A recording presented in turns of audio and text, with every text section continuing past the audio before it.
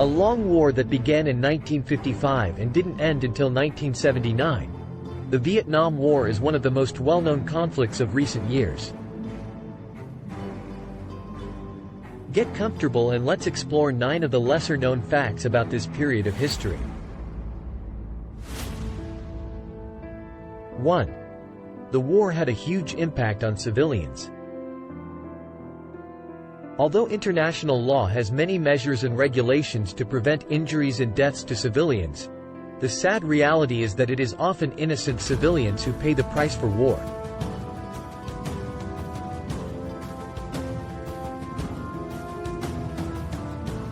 The Vietnam War was a conflict between the North Vietnamese and the Viet Cong, and the South Vietnamese and the United States of America. However, Vietnamese civilians on both sides of the conflicts were killed, both combatants and civilians.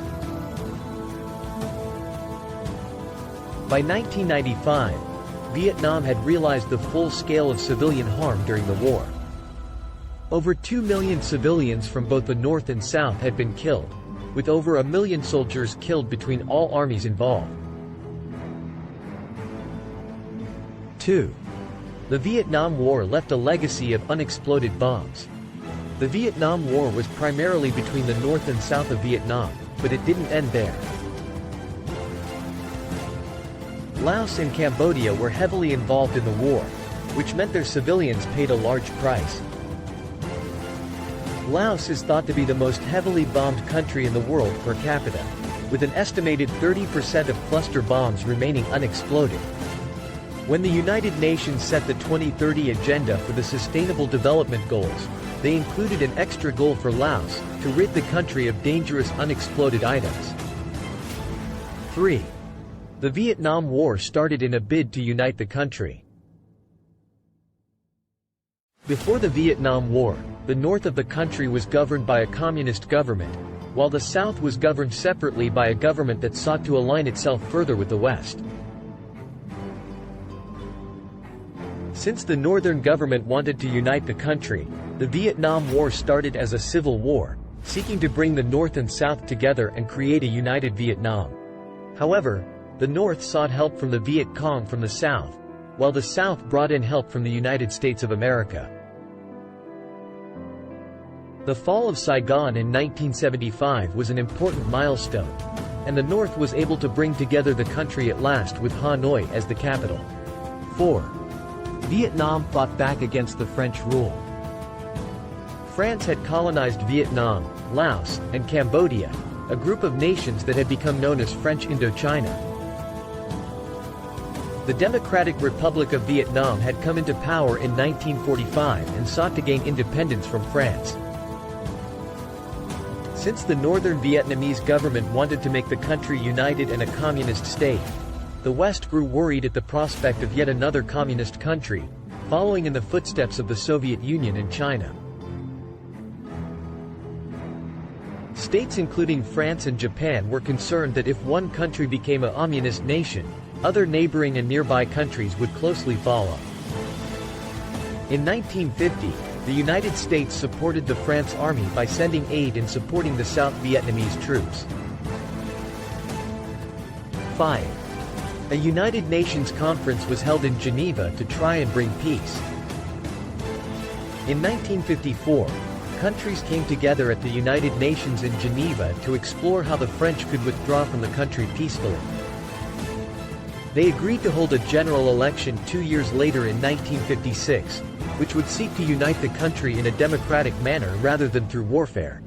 However, the United States would not agree to Vietnam holding a general election since they feared the Communist Party in the north of the country might win.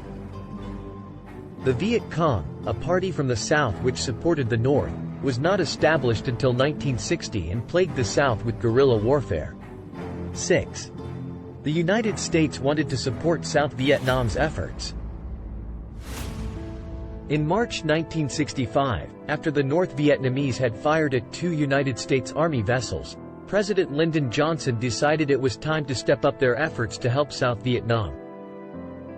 According to historians, The United States did not want to take over Vietnam but rather give enough support so that the South Vietnamese army could take on the North Vietnamese communists and defeat them.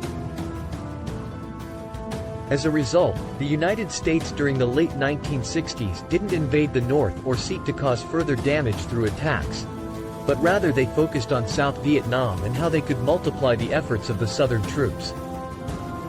7. The Vietnam War saw a lot of guerrilla warfare. Although guerrilla warfare was not a new tactic, it was used heavily by the Viet Cong to support the northern government. This made it difficult for their enemy to find them and involved setting up hundreds of booby traps which caused injuries and deaths to their opponents. One of the main tactics of guerrilla warfare was to make it difficult for the enemy to discover their opponents. This caused anger and frustration among many of the enemy troops in the South, who became unaware of who their enemies were and lost trust in their neighbors. 8. President Nixon had a different plan for the war. When Richard Nixon became President of the United States in 1969, he wanted to bring the U.S. troops out of Vietnam and leave the fighting to the Vietnamese soldiers. However, many U.S. citizens disapproved of the move to invade Laos and Cambodia, promoting protests up and down the country. 9. North Vietnam eventually won the war. While many people know about the Vietnam War, not everybody knows how it ended.